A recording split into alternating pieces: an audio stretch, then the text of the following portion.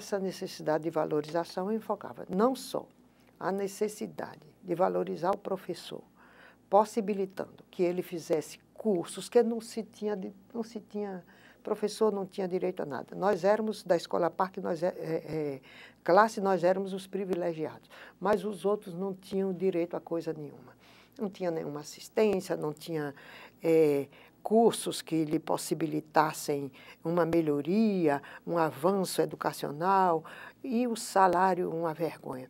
Então, eu fiz um trabalho pequeno, mas que batia nos pontos-chave. E, por fim, eu propunha que aquela assembleia, aquele congresso, lançasse um olhar para a situação econômica do professor, que em muitos lugares ganhava igual a um coveiro, como era a situação da Bahia, e que nós precisávamos desenvolver uma campanha nacional pela melhoria das condições do professorado, que deveria, no mínimo, ganhar naquela época, 3.000 cruzeiros. A gente ganhava 500 cruzeiros, nós devíamos sair para ganhar, no mínimo, 3.000 cruzeiros.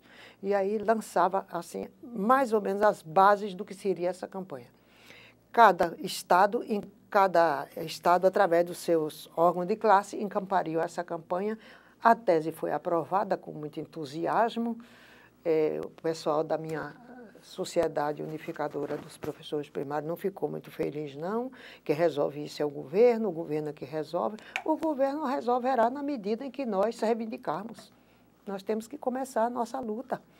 Então, eu aí passo a ser mais conhecida no meio do professorado. E aí, retrato em jornal, não sei o quê, a professora do interior, mas que está agora na capital, essa coisa mesmo. O seu congresso foi aqui na Bahia? Foi aqui. Veio gente de todo o Brasil. Foi. E era um congresso mais nacional. Sindical ou era um congresso mais acadêmico? Mais acadêmico. Só tinha um dos itens, valorização do professor. Eu digo, é por aqui que eu entro. Então... E que ano, professor? 1954. Ah, isso é 54. 54. Então... vamos trabalhando juntas e tal, eu dou uma parada, crio um menino, tenho filho, e essa coisa toda de quem é professor e é dona de casa. Tenho um problema de saúde, tiro licença, me trato, volto. Quando chega 1963, já estava trabalhando sempre nas escolas. Era governador da Bahia, Lomanto Júnior. Não é? Porque em 1962 foi eleito Jânio Quadros. E foi eleito aqui na Bahia Lomanto Júnior, derrotando, naquela época, Valdir Pires. Lomanto foi se eleito. Com o voto do interior, essa coisa, ele foi eleito governador da Bahia. Então, nós estávamos assim, no nível de... Os professores sempre estavam se reunindo e etc. e tal. Então, houve uma situação assim, 31 de março de 1964. Eu falei que iria haver uma alternância na direção da SUP. As professoras de Nazaré das Farinhas, de Santo Amaro da Purificação, Santo Antônio de Jesus, uma turma que vinha sempre para as assembleias. Então, do interior, essas colegas lançam meu nome à presidência da SUP, para encabeçar uma chapa. E, do outro lado, a presidência, a direção que estava aí também tinha a sua chapa, mas a nossa chapa era outra coisa. Elas continuavam, as colegas continuavam lá, queriam continuar lá fazendo a sua política do mesmo jeito. Mas a nossa chapa era uma chapa de alternância, mas com propostas políticas definidas. Nós queremos a valorização de fato do professor, nós queremos melhoria na qualidade do ensino. Então, tinha sua plataforma bem definida, com todo, assim, um panorama de vitória. No dia 31 de março de 64, nós marcamos para ter a primeira panfletagem de divulgação assim, da nossa plataforma e das nossas propostas. Foi nesse dia que houve o golpe de 64 e nós não sabíamos de coisa nenhuma, porque quando amanhece o dia, ninguém está falando de nada, não tinha notícia em televisão, nada, nós não sabíamos de nada, todo mundo foi para o mesmo lugar, porque os professores recebiam dinheiro na boca do cofre, não era, a gente chamava boca de cofre, mas não era cofre nada, era um espaço onde tinha umas janelinhas, umas 8 janelinhas ou 6, onde tinha os pagadores com as folhas do lado de dentro e nós do lado de fora, nas filas que era ali na rua que chama Rua do Tesouro, ali pela Ajuda, por ali perto da Câmara de Vereadores, que ainda tem o prédio que se chamava Prédio do Tesouro do Estado. E do outro lado tinha um prédio que, não sei se era da LBA, alguma coisa, e embaixo eles tinham cedido para esse pagamento, porque tinha um espaço grande. Então, era uma coisa assim deprimente aquele pagamento. As filas saíam pelo sol quente até não sei que hora, não sei quantas filas, professor no meio da rua, era uma loucura. Então, de certo modo, nós estávamos na fila, no aguardo deste pagamento, quando, de repente, todos os pagadores recolhem as folhas. O professor se apresentava e dizia o número do cadastro, e apresentava a carteira de identidade. E aí saía com o dinheiro na bolsa. Ali já tinha o agiota tomando dinheiro dos coitados professores que tomavam emprestado. Era como se diz o outro, era um mangue. Então, os camaradas pagadores recolhem as folhas. Senhor, o que é isso? Está na minha hora e eu não vou receber meu dinheiro? E os caras saíram e tomaram uma outra porta e foram lá para o tesouro do outro lado. E nós ficamos sem saber o que estava acontecendo. Mas era mais de 1000 professoras ali naquele lugar, naquela hora.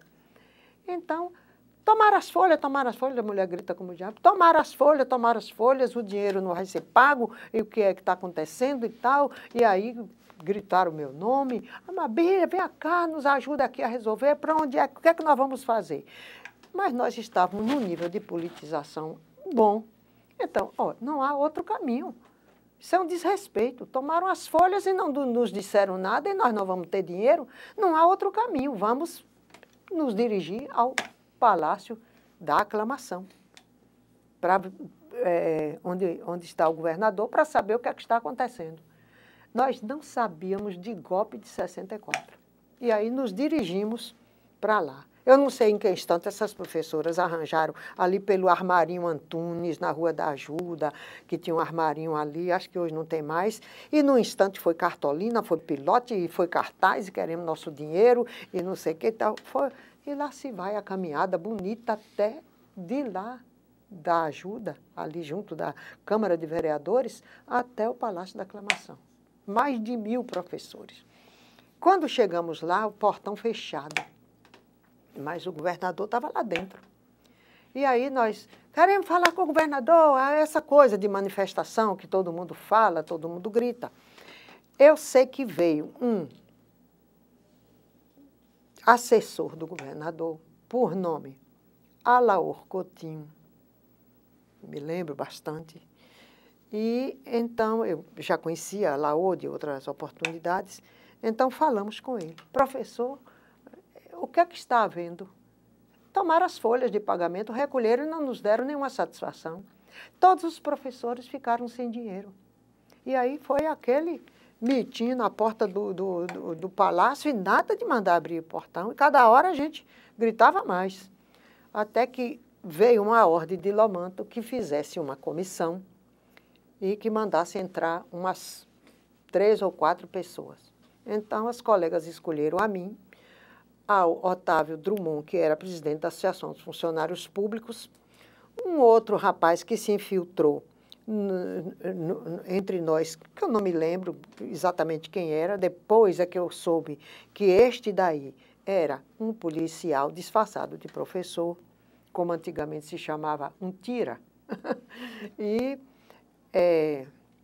mais uma colega. Finalmente entramos 4.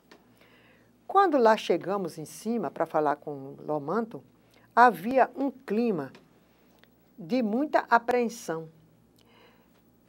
Lomanto não estava na sala, não havia ninguém, só tinha um capitão que eu já o conhecia de Jacobina, porque tinha sido comandante do destacamento lá em Jacobina, da polícia, e ele me conhecia ainda do tempo de mocinha e tal, coronel, depois virou coronel, nesse tempo era capitão Lorildo, até não vive mais. Teve menos sorte do que eu, já se foi. Então, o capitão Lorildo, que me conhecia, veio assim de mansinho e disse: Amabília, vocês não sabem o que está acontecendo? Eu digo: não. O que está acontecendo é que nós estamos sem dinheiro, capitão Lorildo, e todos os professores estão indignados com isso.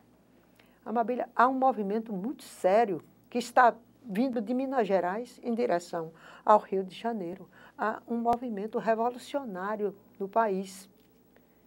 E o governador Lomanto Júnior está aqui sem poder tomar nenhuma atitude. Lomanto está, assim, sob ordens do Exército. Então, consultei o outro, que era da Associação dos Funcionários Públicos, mas sabia que as professoras não iam arrefecer e ir embora por qualquer coisa. Então, mas há uma coisa, as professoras estão lá embaixo e nós não vamos sair daqui, nem eu, sem falar com o governador. E tanto insistimos e demoramos, e tanto insistimos que as professoras cada vez gritavam mais lá embaixo, cada hora chegava mais professor, cada hora chegava mais popular para dar apoio aos professores, e que quando foi assim umas 10h30, mais ou menos, Lomanto veio, saiu de lá de dentro, acho que de um gabinete. De um lado estava apoiado pela esposa, Dona Detinha, e pelo outro lado estava apoiado por Paulo Américo, que era o secretário de Educação. Agora me lembrei do homem, porque cheguei nele, não é? Professor Paulo Américo, que era o secretário de Educação.